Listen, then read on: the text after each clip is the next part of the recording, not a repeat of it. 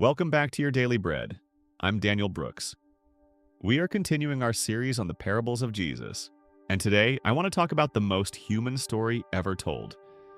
It's a story that mirrors our own lives in ways we often don't want to admit. Church historians often call this the Pearl of Parables.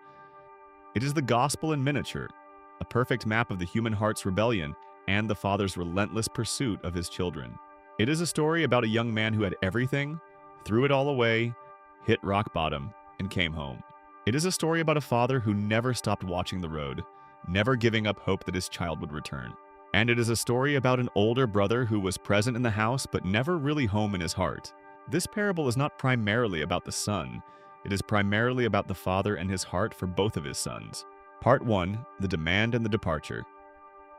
The younger son walked up to his father and said, "Give me my share of the estate." In that culture, asking for your inheritance while your father was still alive was equivalent to wishing him dead. It was an act of profound dishonor, and the father gave it to him. No argument, no lecture, no guilt trip. He divided the estate between his sons and let the younger one go. Notice that the father doesn't argue. He doesn't try to save the son from his own bad decision. True love requires a choice, even when that choice leads to pain.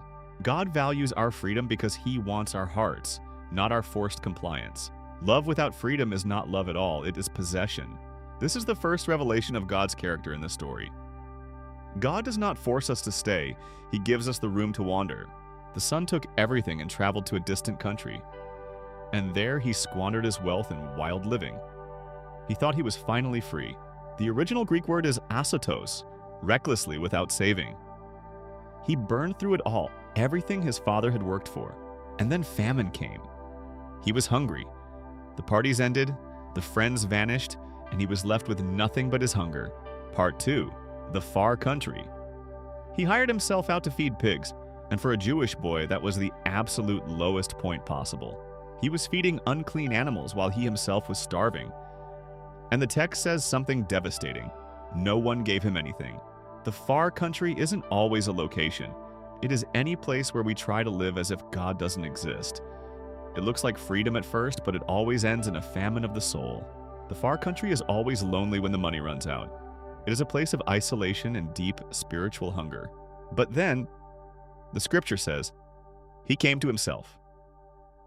This is one of the most beautiful phrases in the entire Bible, like a man waking from a dream, like someone finally seeing clearly after years of intoxication.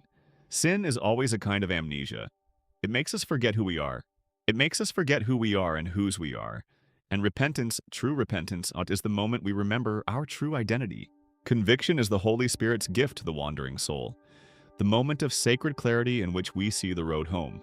It is the moment in which a person sees themselves as they truly are, and God as He truly is.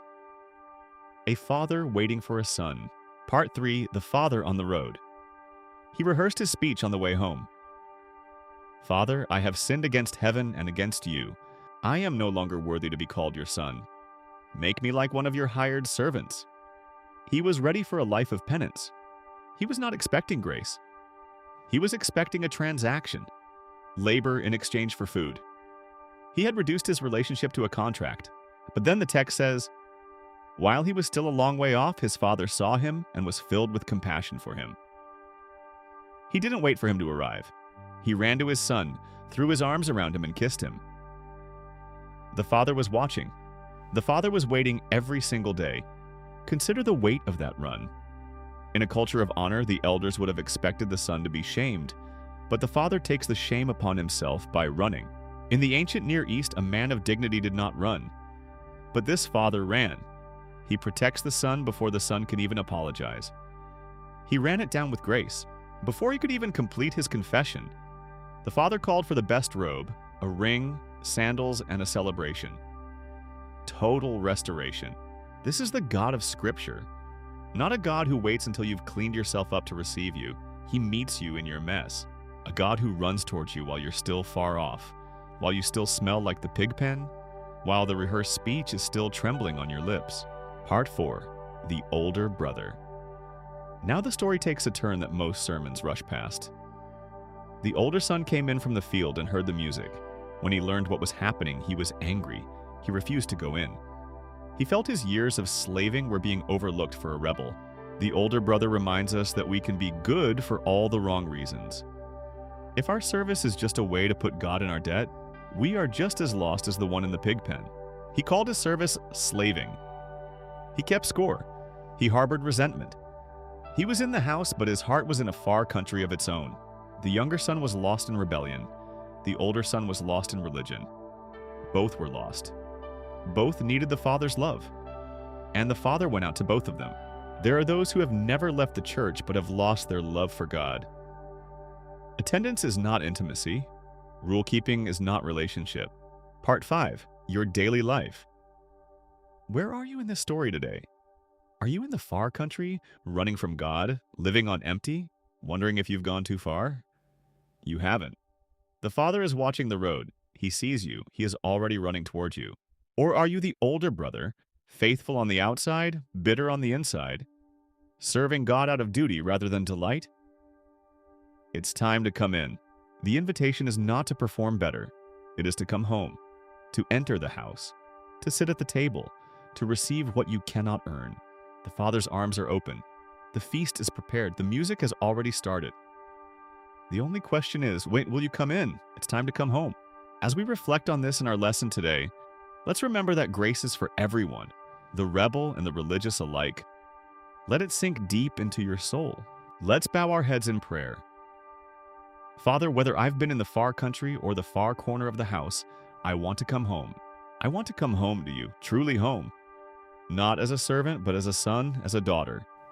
Receive me as I am. Dress me in your righteousness. Let me sit at your table, experiencing the fullness of your love and grace. In the holy and precious name of Jesus, we pray, Amen. This has been your Daily Bread. Tomorrow, another parable, another truth. Come back hungry for the word. God bless you and keep you. Thank you for joining us today. If this message touched your heart, please like, share, and subscribe to help us share the gospel with the world. Join the conversation in the comments below. We'll see you tomorrow for another Daily Bread. Until then, stay in His grace. God bless.